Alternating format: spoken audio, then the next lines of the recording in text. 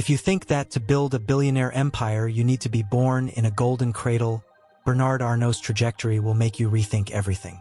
Unlike other tycoons who bet on their own image, he preferred to focus on what really matters: strong brands, impeccable quality, and a sharp strategy that turned LVMH into the largest luxury conglomerate on the planet. But how did he get there? How did an engineer become the king of fashion and made brands like Louis Vuitton and Dior dominate the global market? The answer lies in a rare combination of business vision, creativity, and bold decisions that many would consider risky. From her first acquisitions to her aggressive expansion strategy, Arnault has always seen beyond the obvious, and that's exactly what we will explore in this video. If you want to learn the secrets behind the success of the richest man in the world and how to apply these principles on your own journey, stay until the end, because this content can change your way of thinking about entrepreneurship and innovation. Bernard Arnault is not just a billionaire, he is a brilliant strategist who knew how to turn luxury marques into real empires. As CEO and president of LVMH, the world's largest luxury conglomerate, he built an estimated fortune of $213 billion, according to Forbes. But unlike other tycoons that cultivate a striking public image, Arnault prefers his brands to speak for himself. Your name may not be stamped on billboards, but products like Louis Vuitton bags and Dior perfumes dominate the global market. Its focus has always been the same: excellence, exclusivity, and a sharp look at growth opportunities. This strategic discretion is part of its differential. While other billionaires invest in self-promotion, he prefers to direct his energy to the construction of a legacy. Its management model is not just about selling products, but creating desire, status, and an aspirational lifestyle. Arnault not only leads luxury brands, he deeply understands what makes a product become iconic. Your secret? A mixture of creativity without limits and rigorous discipline in execution. But how did he get here? The answer lies in the balance between strategic vision and a unique management approach that we will see below. For Bernard Arnault, creativity is the heart of luxury, so it gives full freedom to its designers to innovate without fear. Unlike many companies that limit creation with market research and strict metrics, he believes that the true differential comes from boldness and originality. An iconic example was a parade where models wore newspaper clothes, something that, at first glance, seemed absurd but turned out to be a global trend. For him, discipline and structure must exist in production and management, but never in creation. The luxury, after all, does not follow rules, it reinvents them. This revolutionary thinking is what keeps marques like Louis Vuitton and always Dior a step ahead in the market. While other companies try to predict what customers want, Arnault trusts the instincts of artists and designers who hire. This philosophy made LVMH a reference in innovation, without compromising the exclusivity and quality of the products. For those who want to undertake, this is a great lesson. Leave room for creativity to flourish and trust your team's talent. After all, as he himself says, the customer does not know what he wants until you show him. Before becoming the emperor of luxury, Bernard Arnault began his career at his father's engineering company. But he soon realized that his true talent was in turning business and identifying profitable opportunities. With this view, he redirected the company to the real estate sector and, years later, made a bold move. He bought the Boussac textile, which was on the verge of bankruptcy. Many thought it was a risky investment, but Arnault had a clear goal within this bankrupt conglomerate. There was a rare jewel, the Dior brand.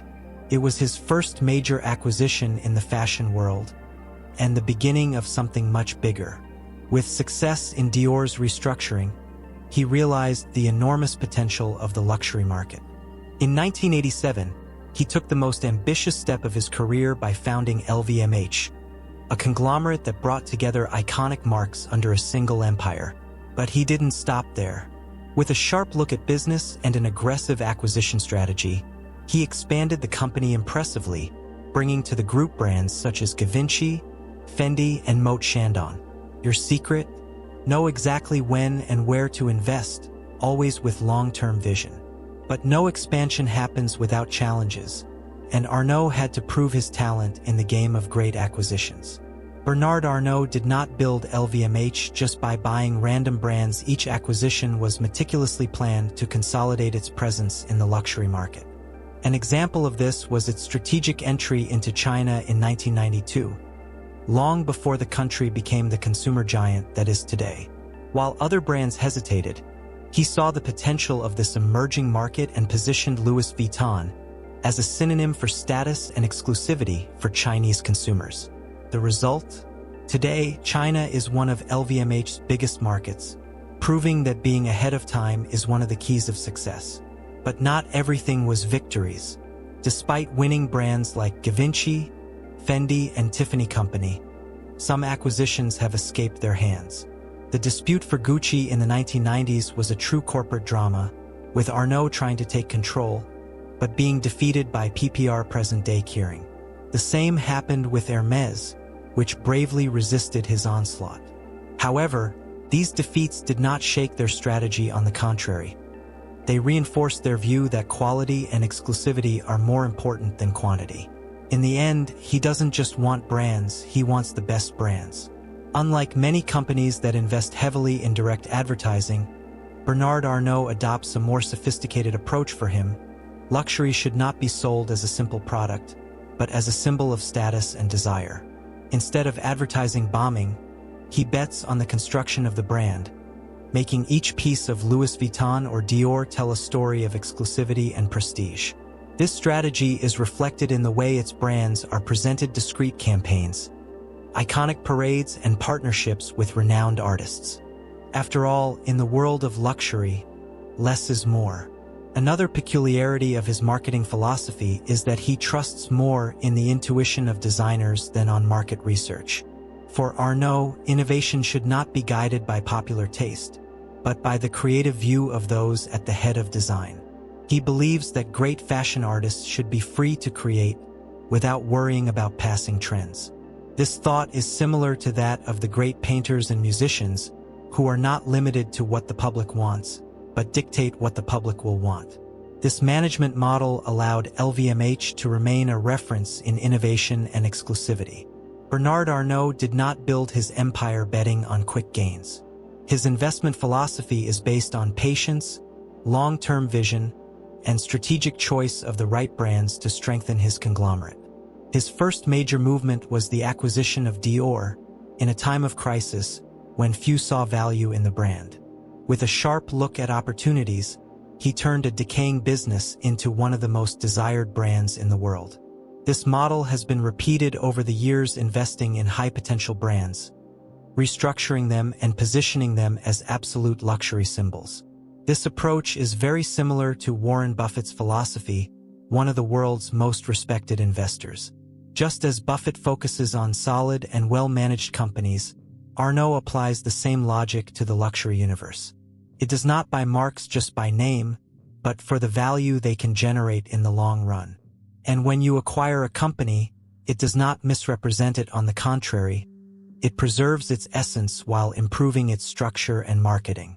This strategy shows that great empires are not impulsive, but with well-calculated planning, patience, and decisions. Although he is one of the richest men in the world, Bernard Arnault maintains a relatively discreet personal life. He has been married twice and has 5 children, 4 of which are already acting inside the LVMH. But unlike heirs who simply receive a ready empire, their children are being prepared early on to take strategic positions within the group. Arnault believes that business continuity depends on well-trained management, so it makes a point of involving your family in the company's decisions.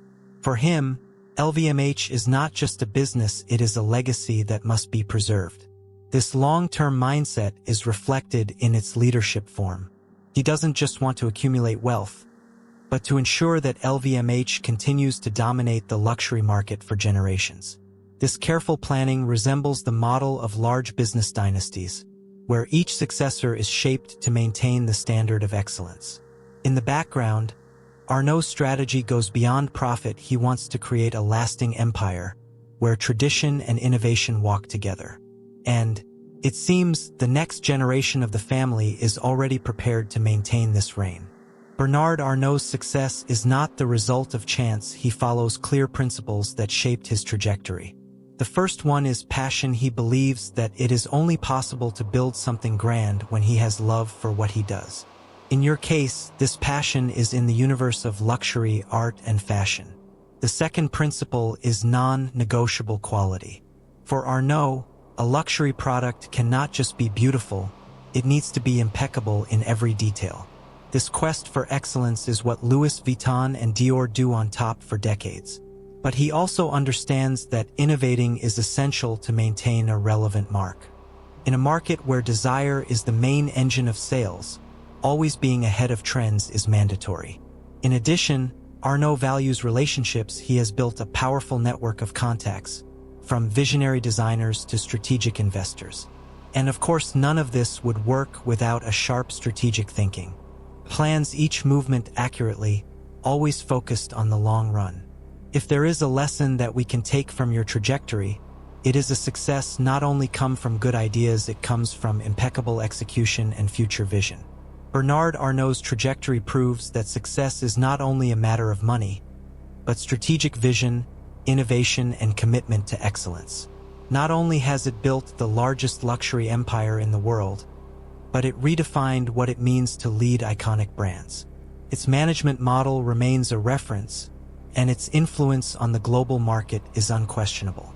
But what makes your story even more inspiring is the way it balances tradition and modernity, ensuring that its marks remain relevant for generations. Now think about your own journey. How can you apply these principles to your business, your career, or even the way you make decisions? Passion, quality, innovation, relationships, and long-term vision are pillars that apply to any area. If you want to grow and stand out, you need to act with strategy and discipline. And of course, if you want to keep learning from the most brilliant minds in the world, subscribe to the channel, enable notifications, and follow more content that will turn your way of thinking about success and entrepreneurship.